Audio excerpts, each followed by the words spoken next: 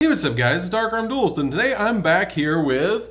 Silver from Silver Collectibles. And Silver is going to be profiling their heroes. And this deck is really cool. I really like the way that Silver's built this deck, and it's just super fun to be able to see Silver play this deck. So, you guys, any shout outs? I would like to shout out, I cannot remember his name for the life of me, but he has a deck profile up on YouTube. He is the national champion of Greece.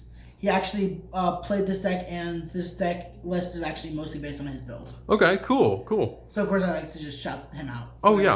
So let's get straight on into this one, guys. And definitely check out Silver's channel down in the pinned comment down below. And don't forget to like, comment, subscribe. Hit the bell there so you can become part of Notification Squad. And definitely check out the Patreon in the description down below. And we're going to get straight on into this. So let's go ahead and see what Silver's playing in their heroes. All right. So starting off, of course, you run the 3 copies of Elemental Hero Stratos. Oh, the best one. Easily the best. And then I run 2 copies of Shadow Mist. You know, Stratos didn't even have to have that spell and trap pop effect. It really didn't. Didn't even need it. But it's very useful. It is very useful. Very useful. And then we run the 2 copies of Shadow Mist. This is mainly just for the search. Sometimes the Mask Change search actually does come up. But it's mainly used for the search of a hero monster as well. I got you. And then to wrap off the Elemental Heroes, I do run the 1 copy of Liquid Soldier to get the recursion. Yeah, and getting the draw 2 and discard 1. Exactly. If it's used for poly, if it's used for fusion material and it's banished or sent to the grave, you get to draw 2 and discard 1. Exactly. That is such a good effect. Really good effect. And the secret printing is really nice. It really is. I really like it. Moving on, I'm going to move to the Vision Heroes. Of course, you run the 3 copies of Ferris.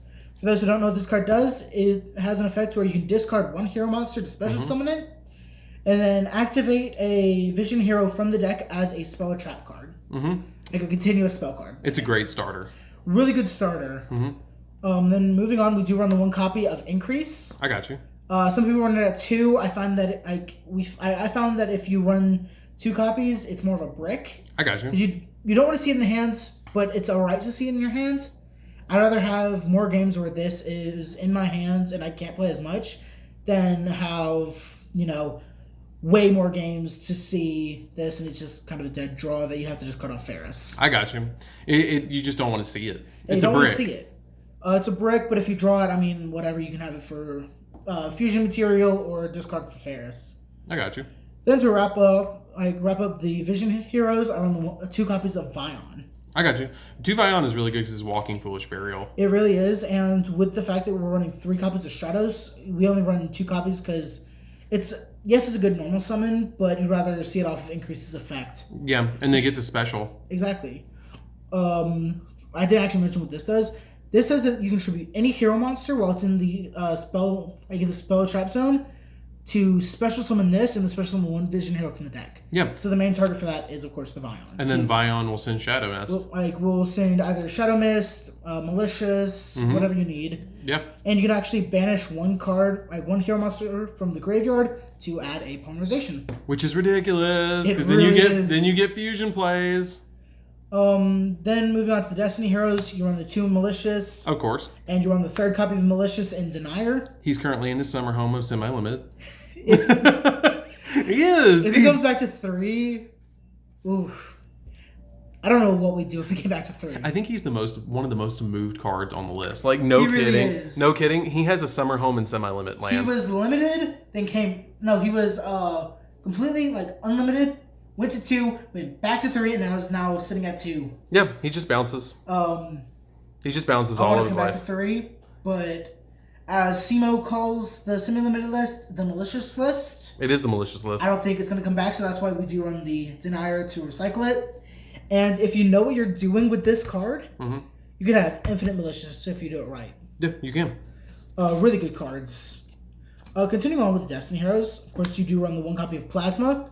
This card comes up in this format a lot because this is just a walking skill drain. It is, and it's relinquished. It's a relinquished, and also the fact that you can summon it just by tributing 3 monsters you control. That's so good. That is so good. And I'm running 1 card that not many people run, but it destroys Despia and Tear Lament. the one copy of Destiny Hero Dark Angel. Now that is spice. I think originally I saw this a long time ago. I think the first person I ever saw playing this was D-Time Yugioh, and they played it back when they had first started out with their channel, and it was a really neat tech. But this card is spicy, so tell me about it. So what this card does is if you have 3 or more Destiny Heroes in your graveyard, which is actually very easy with Fusion Destiny is a 1 card, Dark Angel and DPE. Mm-hmm. But if you have 3 or more Destiny Hero monsters in your graveyard, you can discard this card, target 1 Destiny Hero monster in your graveyard, special summon that targeted monster to your opponent's out of the field. Mm-hmm. However, if you use this card and target this card with its own effect to give it to your opponent cannot act if they activate any spell, whether it gets its effect or not, it gets negated and destroyed. Yeah. So bye-bye Branded Lost. Yep. Bye-bye Branded Lost. Bye-bye Branded Fusion. Exactly. No more Tier Limit card effects. Exactly. No more fusions. Nothing. Until they get rid of it. Also, the fact that it's a level 1, not many people in this format actually run Relinquish Anima or Link Rebo anymore. Yeah, they're not activating those effects to get rid of it. And the fact that if you end on this, on your opponent's out of the field with DPE, if they summon a monster try to go into a Link 2, you could just use DPE effect, pop the other monster into locked. And then they can't do it. Exactly. Yeah. That's ridiculous. I love that. It's a really good card. Moving on to the spell cards, I run 3 copies of... I'm not even going to try to pronounce it. A Hero Lives. I have the Italian copies. I do not speak Italian. I want to. A Hero Lives is really good because it basically turns all of you... It's like Unexpected Die for heroes, for It E-heroes. is. If you control no monsters, you can pay half your life points, special summon a hero monster from your deck. Elemental hero. Yeah, It has to be an elemental hero. Yeah, it has to be an elemental hero, of course, but that gives you your Shadow Mist or your Stratos. Which then gets you to any hero. Exactly. Yeah. So it's a really good card. Moving on, we do run the main combo starter of the deck. 2 copies of Fusion Destiny. I always call it Destiny Fusion. So do I. It should have been called Destiny Fusion, but I always Fusion end up Destiny. calling that. Okay, curiosity for you. If this goes back to 3, what do we drop? What do we drop? What do we drop for another one? Or we just play an extra card in the deck? I like the 40 cards. I'd probably cut Vion because you really only need 1. Okay. However, if you draw it, it kind of makes it more difficult, but I would probably cut this. Cut 1 Vion. Okay. Exactly. I got you. 1 card DPE. Now that I think about it, there is actually one thing that that most people play that I do not play. Mm-hmm. I do not run Honest Neos. Yep, I was thinking about that when you were going through it. Because there are monsters in the extra deck that boost your attack and lower your opponent's attack. Yeah. So at that point, you really don't need it. Yeah, I get that, and it's kind of a brick because you can't summon it because really it's level is. 7. I got you. It really is. Continuing on, I run 2 copies of Polymerization. Yeah. I've seen people play 1. I think 2 is the right call. Because this is literally just a combo extender. It is. Like, if you brick on heroes in hand, Polymerization, just get it out of your hand and summon a monster. And then, of course, we run 1 copy of Miracle Fusion. This card can be searched off of Sunrise. Mm-hmm. And it's really good because you can fusion summon using monsters from your graveyard. Yeah. It's really good. I love that card. And then, of course, we run the 3 copies of Mask Change. Oh, Mass Change. So that way we can... Oh, Mass Change. In this format. I summon Shadows, you try to Ash, Mask Change. Yep. Divine Wind. Well, not Blast. If you Effect Veiler, Imperm, it just lets me... If the hand trap targets, you can dodge it with Mass Change. Exactly. It has to target. Exactly. Which is why Effect Veiler and Imperm can be dodged with Mass Change. Which is what's really silly. Good card. Mm-hmm. Continuing on, I do run 3 copies of Super Polymerization. Mm-hmm. Because... No, that's spicy. You'll see the Omni Heroes and the other targets I run for this. Mm-hmm. It's actually a really good card in this deck. And in this format in general. Just outing everything. Continuing on, I run 3 copies of Triple Tactics Talents. I got you. Because this is a going first deck, you want to be able to either plus off of your opponent activating a monster, but the main use for this card is actually to use its what is it called? The Forceful Century effect. Oh, you look at your opponent's hand, you look grab... at your opponent's hand. You snatch a combo extender. Exactly. Or a starter. You either do that, get rid of a hand trap, but the main thing about it is this gives you knowledge on what your opponent's playing. Yeah, so you can decide how your plays are going to go. Because there are 3 ending lines for this deck. Yeah. So depending on the what your opponent has or is playing, you can tell what they're going to be doing. Then, of course, to finish off the spell cards, you run 1 copy of Foolish Burial. gets you to Malicious or Denier, whichever one you need. Reinforcement of the Army. This card should just be called Add hero. Add Hero. Yeah, just add another hero. Add level 4 lower hero. And then the 1 copy of Call with Grave. Yeah, just search Stratos. Exactly. And to finish off the deck profile, the main deck, we run 3 copies of Infinite Impermanence. Okay. Monster Negate. Exactly. It's a Monster Negate. The one thing I will say about this card is don't shotgun it on your opponent. Don't just quickly drop it when you feel like, if you know they're going to have a bigger board no matter what. Yeah, you just don't throw it at them when you want to wait, because you can use it with DPE or lock down a spell trap zone or something like that. Yeah, I usually set it. Best thing to do is during the standby phase of your opponent's, let's say you have your turn, your opponent's turn, they set up their board, or let's say they force you to go second, they set up their board. You want to hold on to this because during your draw phase, you activate Imperm, negate their monster, whichever one that is the most problematic at that point. Yeah, and then you can pop it with DPE if you got DPE, if it's got any protections and stuff. The main reason why I run this, what's that one sprite monster that locks you to level 2s? That would be Gigantic. Gigantic. You want to hit a Gigantic on your turn. Yes, that is the choke point of the deck. That is the choke point. You want to drop this on your turn against that, and you can just continue your plays. I got you. So that's it for the main deck. It's a 40-card list, as I said earlier. Pretty consistent. Okay. Too. So what we got for the extra? Of course, we have the MVP of the deck, the Destiny Hero Destroyer Phoenix Enforcer. Because you've got to. You have to, especially in this deck. This is the main combo ending piece. And then to wrap up the Destiny Heroes, I do run 1 copy of Dystopia. This is mainly for if you're going into the grind game, timer's about to be called, you just burn your opponent for 1,200. Yeah. Really good card. And then moving on to the Elemental Hero monsters, I own 1 copy of Sunrise. This card allows you to search your not Fusion Destiny. Miracle Fusion. Miracle Fusion, yeah. And then it also allows you to it boosts your monster's attacks as well. Yeah, getting to the Miracle Fusion is really ridiculous in this deck. It really is. Because it can help you go into so many different cards. It really is.